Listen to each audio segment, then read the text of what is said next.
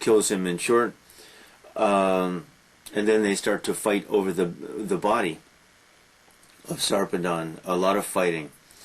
After this fighting, then the chase continues, and Patroclus, forgetting his promise to Achilles, pursues the Trojans all the way to the gate and to the wall of Troy. He even starts to climb the wall. Apollo sees this, the god Apollo, and hits him with the open hand on his back, takes his breath away, knocks his breath away, and he falls. Another Greek, a Greek who comes by, a cowardly Greek, sees the body there of Patroclus, who is still very much alive, and stabs him and runs away. This is one of these Homeric little gestures to increase our respect for that man who's lying there. If another man is so afraid that he'll run away. Did I say a Greek? No, a Trojan, of course. It's the Trojans killing Patroclus. And then Hector comes along and kills him. But does this increase our respect for Hector? Not at all. The man is already down, knocked down by Apollo. The man has already been stabbed once. It's disappointing. Hector, though, kills him after boasting that he's going to maybe kill Achilles. Patroclus tells him, "Don't be a fool. Your time is coming. I see the shadow of death around you." And the words of a dying man, the prophecies of a dying man among the Greeks are always pretty clear. Only dying men seem to see a little bit clearly, no one else. And I think probably we might be able to agree with that today too, in a Christian or semi-Christian culture. Only the dying see things a little bit clearly. The rest of us certainly don't. Anyway, Patroclus is dead, and, important, Hector takes his armor, takes Achilles' armor. He's going to wear it himself. That armor is famous. Ooh, bad move. Okay, they fight over the body of Patroclus, and finally the Greeks, who are afraid almost to let the Trojans take the body, because Achilles would be so angry, the Greeks get the body back. Someone must be chosen to go tell Achilles, and it's oh God, what's his name? Nestor's son. It'll come to me. Anyway, Nestor's son, who is a young man, and whom Achilles loves most of the young men. Close friend, good, fast runner, good guy, good fighter, Nestor's son. He is chosen. He goes and tells, now we're in book 17, he goes to tell Achilles what has happened. He and another man hold Achilles' arms because they think Achilles might try to kill himself. Now, we must examine the emotion felt by Achilles at this time, because this is important. First of all, he realizes that the death of Patroclus is his own fault. He caused the death of his dearest friend. No other cause. It wasn't Hector. It wasn't the Trojans. He was the cause. He made this foolish decision. He, first of all, made the foolish decision to reject Agamemnon's kind offer in Book 9. Secondly, he made the foolish decision to let Patroclus take his armor and go out there. He hasn't been thinking clearly. He hasn't been thinking rationally. His heart, he has been a man guided only by emotion. He's been a fool. He hasn't really been Achilles. Now, a second reminder. We have never seen in the Iliad, we have seldom seen Achilles as Achilles really is. We have seen this almost caricature, but it's not a caricature really, just this monster guided by anger, an anger that in turn is fueled by fear of death, a fear of imminent death. Frustration, yes, all these things. But ultimately, it's this fear of death, of a certain death. in a glorious man, that's perhaps worse than in the rest of us. The rest of us are cowardly, no doubt.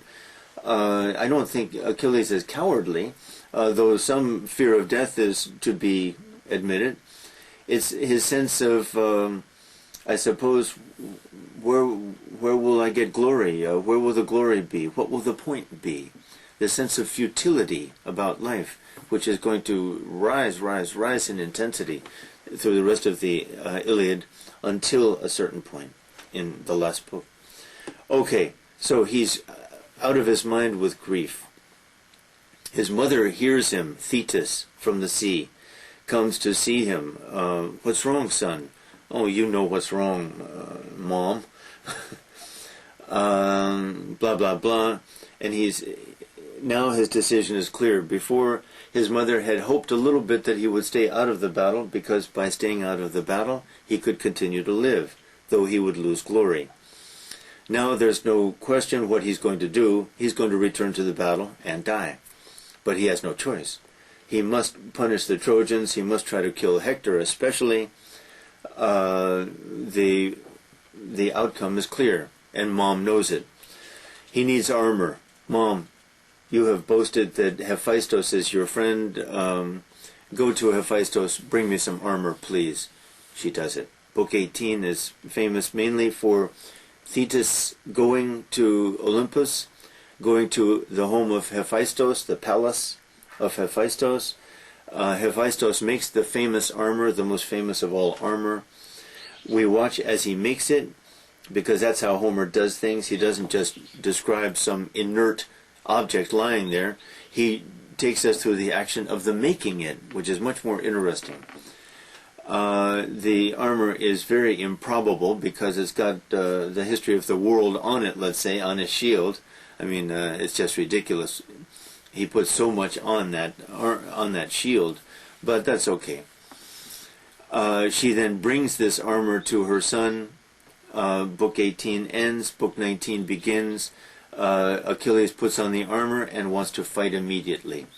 He hasn't eaten in a day or two, maybe. He hasn't eaten in a day anyway. He wants to go out immediately. First he makes peace, not very pleasantly, with Agamemnon.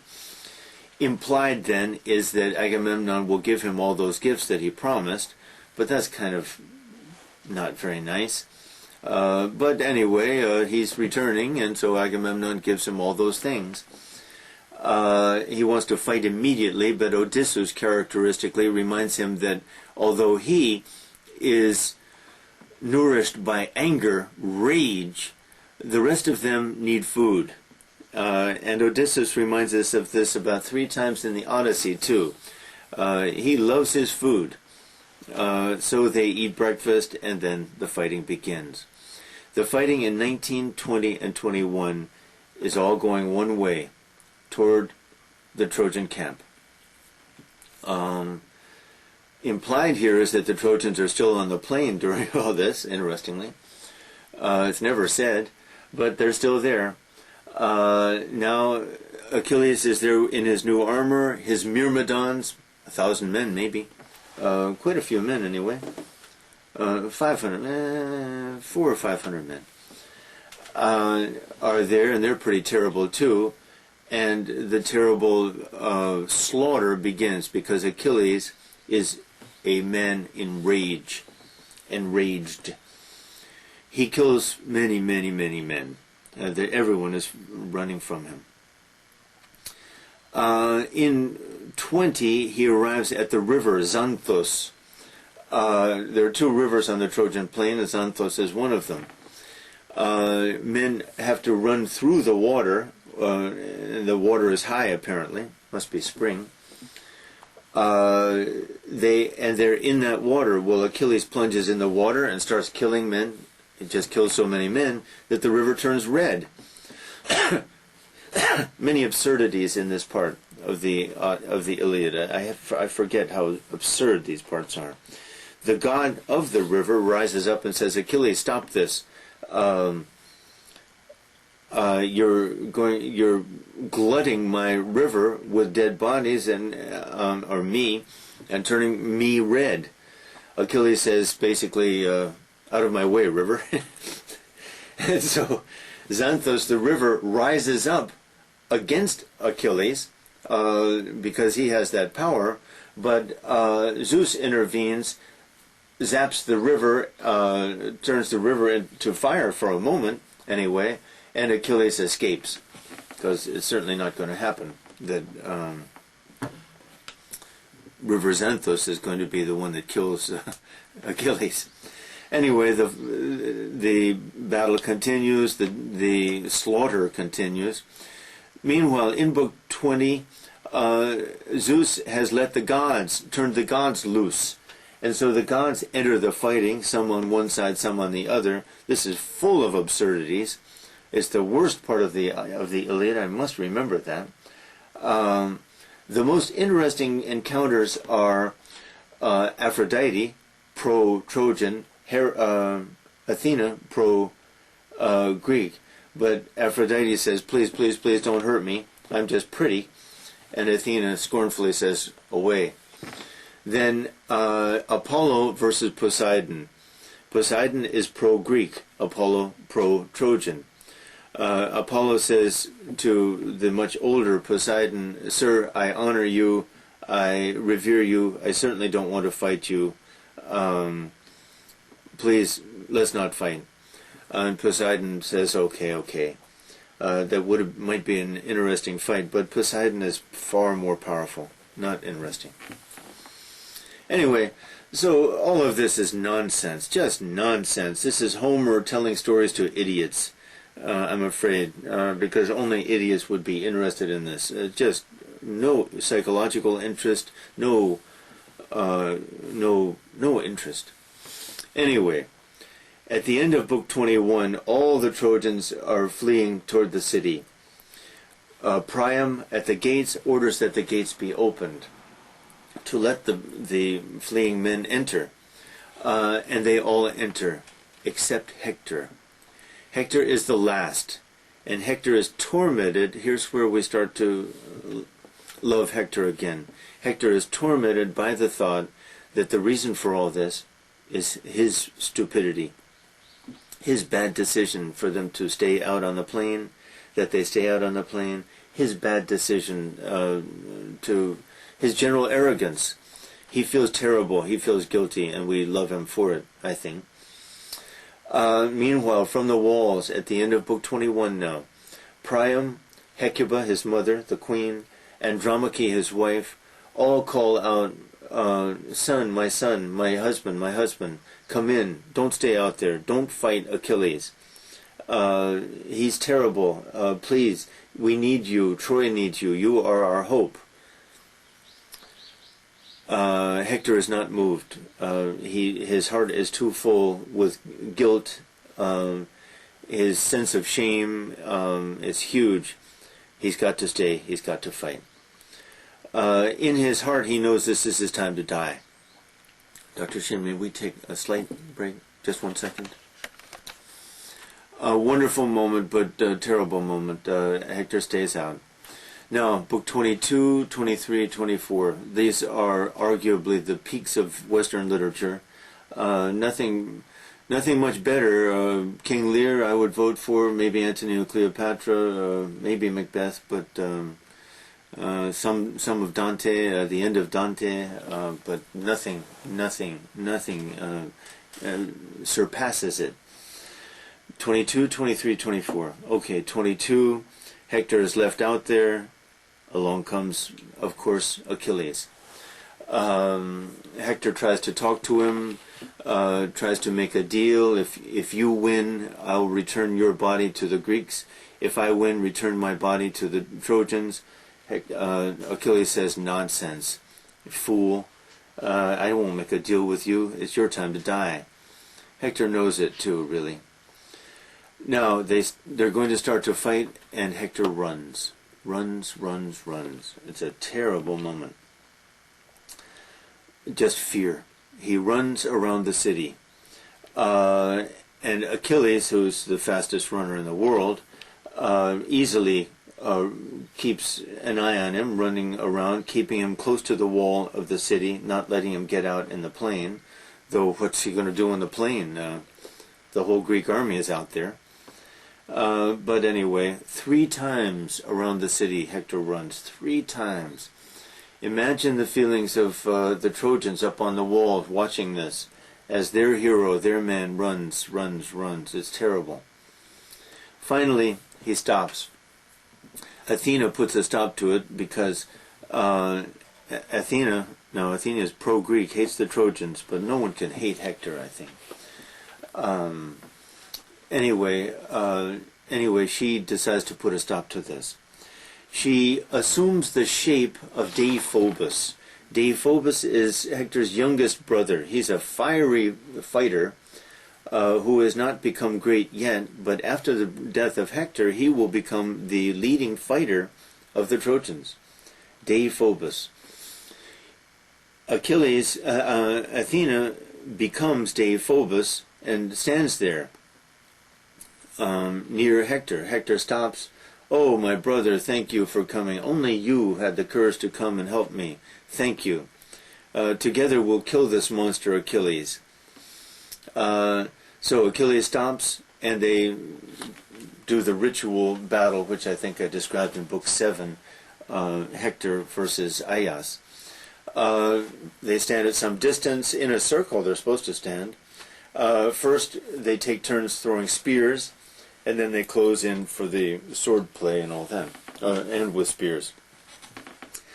So, Hector throws first, hits the shield, but it bounces off the shield, of course. The great shield of Achilles. Achilles throws it past Hector, but Athena somehow returns it to him. Oh no. Oh, I'm skipping something. Okay. So then they're going to start to fight. Achilles says, "Forget it, no deal. It's your time to die." "Okay, I'll fight." And Hector looks next to himself for Deiphobus, and Deiphobus is gone. And then he knew, says Homer, he knew that it was his time to die. So they fight.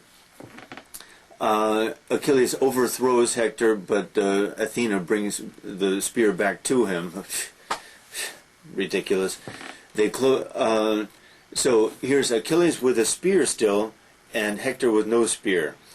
Hector charges Achilles, knowing that he's going to die, because any warrior is going to kill armed with a spear is going to kill any warrior without a spear. So when Hector does his war cry, his shriek, and charges, he's going to his death, which deserves a lot of respect, I think. In fact, Achilles has time to think, now where shall I stab him? And he stabs him in the throat. Now he stabs him in the throat, but he does not break the windpipe, and therefore Hector can speak. And Hector speaks some more and says, "Please, please return my body." Achilles says, "No, dog, I'm going to feed your body to the dogs." "Soon you will die," says Hector. "I know that," says Achilles. Achilles then hooks up the heels of Hector to the chariot and drags the body, lifeless body, by the heels around the city so that all the Trojans can see it. Terrible. And then takes the body back to his camp. In his camp, he hurts the body from time to time. By the way, out there on the plain, the Greek heroes had come up and stabbed the dead body. Well, this is Homer's way, once again, of raising the stature of Hector, that these great heroes would do such a cowardly and low thing. Back at the camp, Achilles tries to mistreat the body, but the gods protect the body of Hector, we're told. But it's pretty terrible, because every time Achilles feels pain at the loss of his friend, he then gets up and drags the body around a little more, but the body's going to be okay. The body of Hector. Meanwhile, in the Trojan camp, terrible grief by father, by mother, by wife. That's the end of Book 22. Book 23 is maybe my favorite. It's almost my favorite. 24, though, is the greatest imaginable. In book 23, I think we meet Achilles for the first time. In books 23 and 24, that's who Achilles really is. That's very important because it puts the reader at such a huge disadvantage. The reader almost must return to the beginning of the Iliad and read it again. Ideally, read it many times, but read it again, armed with the knowledge of who Achilles really is. In book 23, he still can't sleep, and he sleeps a little bit, and the ghost of Patroclus comes to him and says to him, "My friend Achilles, I must be buried because my soul can't pass the river Styx into Hades' halls proper until my body has received a proper burial. Please do this." So Achilles wakes up, and he's going to do it. First, he calls all the men to the funeral games. Book 23 is mainly about the funeral games for Patroclus, Patroclus's funeral. They have athletic games, kind of like a little Olympiad, little Olympic games. Achilles brings out these prizes, many of them prizes that he received from Agamemnon, rich prizes, and the contests begin. The first contest is the chariot race, which the Greeks admired most of all. A long straight path, one stake, and then maybe a mile down the road, 2 miles down across the plain, another huge stake in the ground. The chariots take off from here, pass that stake, and return. The winner gets a big prize. 5 chariots enter the race, 5. Among them Diomedes. Well, Diomedes has these great horses that he just took from King Rhesus there, and his great chariot. Probably he will win. Antimachus, good. Antimachus is the son of Nestor. He's the one I couldn't think of, whose name I couldn't think of before. The one who broke the news to Achilles about the death of his friend Patroclus. Antilochus. Antilochus has pretty good horses. He's the son of Nestor. Nestor, the old man, takes him aside and says, "Son, you don't have the fastest horses. If you are going to get a prize, first, second, and third win prizes. If you are to win a prize, it will have to be by trickery, by cunning, by skillful driving. I think when you near that post, you must make sure that you get the inside of the post, and your rival or rivals have to go outside, and that's the way that you might win a prize." So Menelaus is also in the race. He has good horses. He even hopes to win. They're the 3 important ones. The 2 other guys not so important. Well, this is what happens. Diomedes takes the lead, is easily winning. Now, a brief shift, because this is what Book 23 is really about. It's certainly not about sports or athletics, which is absurd. It's about people, and it's about Achilles. Among the crowd, it's as if they have what we call bleachers, that is, these seats that rise up so that the spectators can see. Among the spectators, 2 of the chiefs, forget the names, start quarreling, because one of them says, "Who's winning there?" And the other of them says at the top, "Diomedes is winning. He's winning by far." And the other man, for some reason, says, "Oh, fool, you must be wrong. You're a fool." He insults him. And they start to quarrel. It's almost as if they will actually fight. And Achilles then graciously, kindly, politely, courteously, he's just the perfect gentleman, calms them and makes them see that they're being foolish. Now look what's happening in the Iliad when this happens. Achilles, who has been consumed by rage and anger for 22 books, now becomes the peacemaker. He's the peacemaker. then he must realize what a fool he has been, how foolish, how shameful his behavior has been. So, Diomedes wins. Antilochus forces Menelaus way outside by cheating. It's terrible, actually. And Antilochus wins second prize and third prize Menelaus. Achilles gives the generous prizes, but when he gives second prize to Antilochus, Menelaus says, "Excuse me, Antilochus, you're a young man.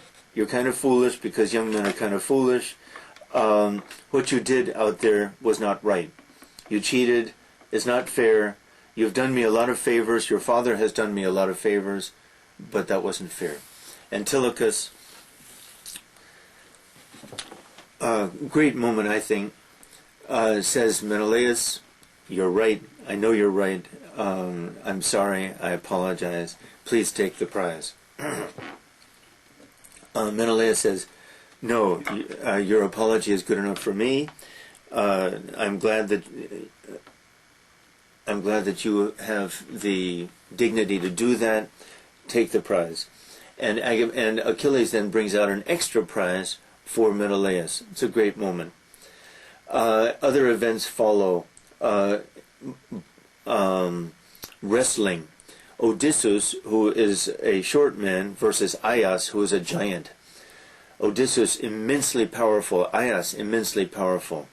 Odysseus wins. Odysseus, who must be 45 years old, wins the wrestling. And Aias is embarrassed. Then, one-on-one combat with swords and shields. Aias again versus Diomedes, the fiery Diomedes. Diomedes is going to win. He could have killed Aias. So Aias is humiliated twice. It's a terrible, painful moment. Foot race. Odysseus wins again. So this is a remarkable man who is the hero of the Odyssey later. I must hurry on. I'll tell you about the final event.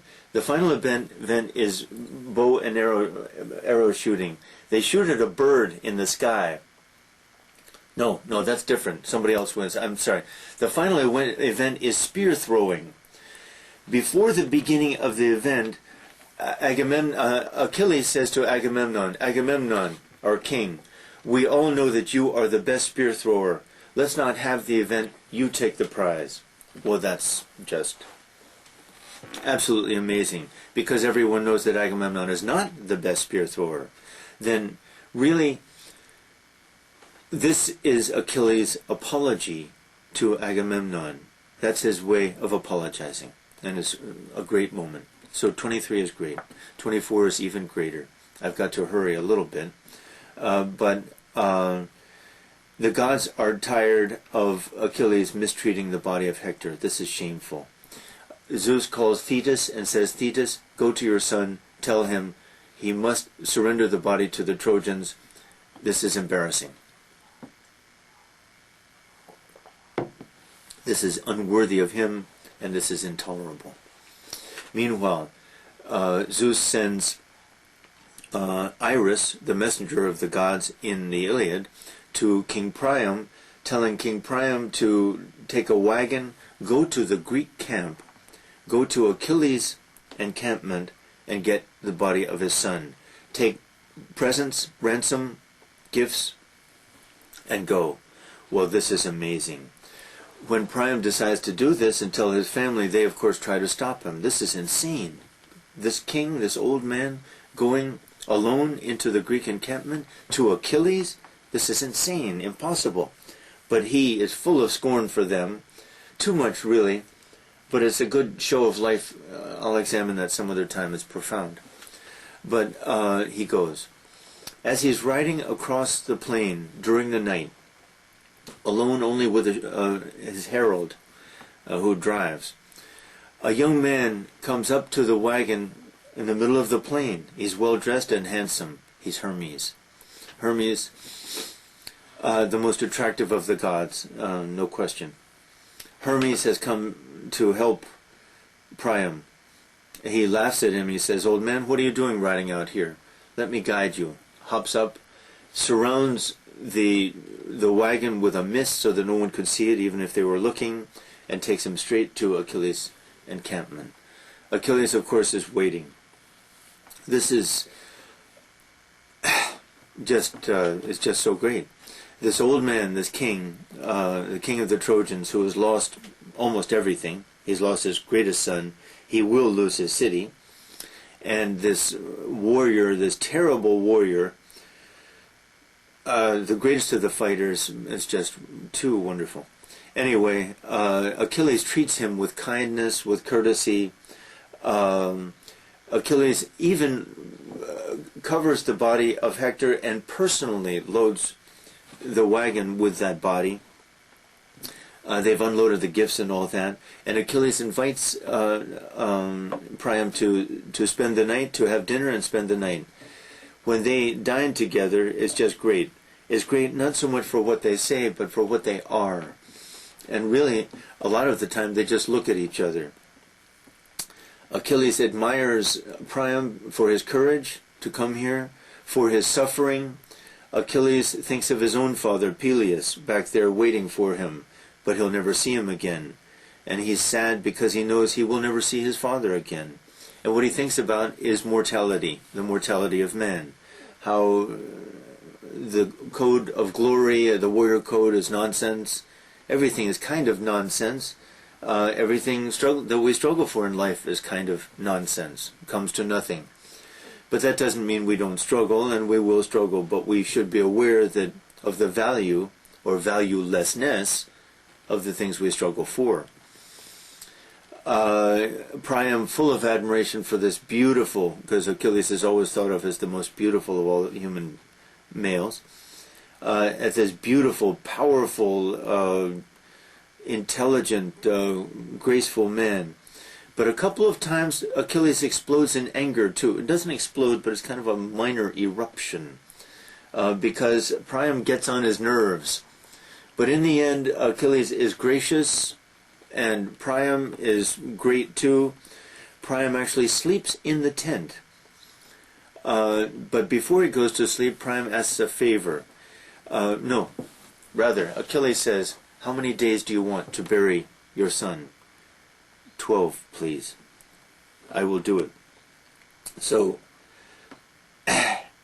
Achilles will persuade Agamemnon not to attack, to let the Trojans have 12 days to bury Hector. Priam then goes to sleep, but Hermes wakes him up in the middle of the night saying, "Sir, you can't be here in the morning," when these Greeks wake up. So in the middle of the night, Priam steals away, guided by Hermes. Hermes guides him all the way back to the city.